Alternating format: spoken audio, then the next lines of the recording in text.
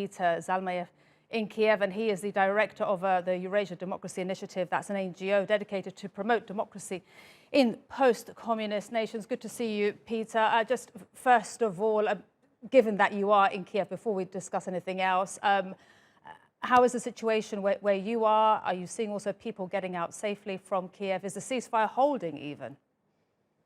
Well, let me just say I'm near Kiev. I'm not in the city proper. I was, able to evacuate my family a few days ago to the, western parts of Ukraine, and so we are, from what we're seeing, the flow of people leaving Kiev has increased steadily and quite dramatically as of the last 2 days because the Russian forces are trying to lay siege to Kiev. And as we saw yesterday, well publicized, and horrible footage, a family of a mother and two children and their friend, four of them, were gunned down by the Russians as they were trying to cross a bridge in the northern part of Kiev. So there is no ceasefire holding pretty much anywhere. The city of Mariupol to the east, essentially we're talking about 400,000 of its residents as hostages, and the Russians are keeping them as hostages, in fact, already in basements without access to water, with no power for over a week. Nothing that the Russian side says is true. It's an empire of lies. Ever since the beginning of the invasion, when the Russians were claiming they were not planning to invade in the first place, and throughout the war, time and again, we've seen that you cannot take Russians at their word. Everything they say is a lie.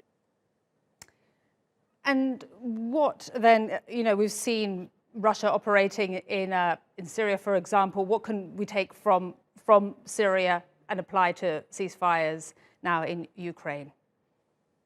Folks, what we can take from the way Russia operated in Syria and, in the 1990s, how it operated in its own territory of Chechnya, is that Russians will stop at nothing, especially when they sense that they're losing. They're losing a conventional land-based battle. Folks, we're talking about the second largest army in the world, and they're losing to the poorly equipped Ukrainians. They have no will to fight. They're disorganized. They're ridiculous, And so Putin has resorted to bombing residential areas, to using increasingly illegal tactics. So the lesson of Aleppo, of Syria, applies to Ukraine. Putin is going to be trying to, bomb Ukrainian cities into submission. Therefore, we heard the Ukrainian president appeal to the West, appeal to NATO, appeal to the White House to enforce a no-fly zone of Ukraine. I know it's a drastic request to make, because it would mean direct confrontation between NATO countries and Russia. No one wants that. But at the same time, if the West has refused to do so, it has to do everything else. It has to provide Ukraine with surface-to-air missiles. It has to help boost its supply of Turkish-made drones, Bayraktar. It has to provide it with air defense systems such as Patriot. There's a wide range of options at its table. And very important, it should consider ways to stop buying Russian oil. It's already being discussed in European capitals and in Washington. And right now we have U.S. State U.S. Antony Blinken, right now, U.S. Secretary of State, if I can get that out right, in Lithuania. He's been making a tour. What you're hearing from that U.S. tour, does it help Ukraine practically now? Well, yes, he has mentioned a series of very, very hurtful economic sanctions that was the right thing to do. But like he himself admitted, it will play out in the long run. It does not, unfortunately, help Ukrainians in the near future. So I think sooner rather than later, it's in the West's interest to do what I just mentioned and to take the next step to help Ukraine. And you know what?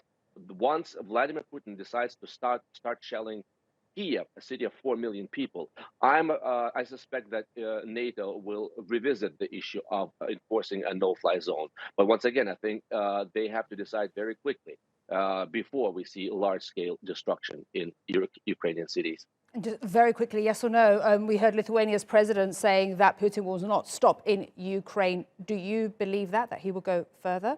I absolutely believe so. Moldova might be next, and Baltic states may be next. So once again, it's a matter of stopping him now. Okay, we'll leave it there. Peter Zalmayev, live there from Kiev. Thank you so much.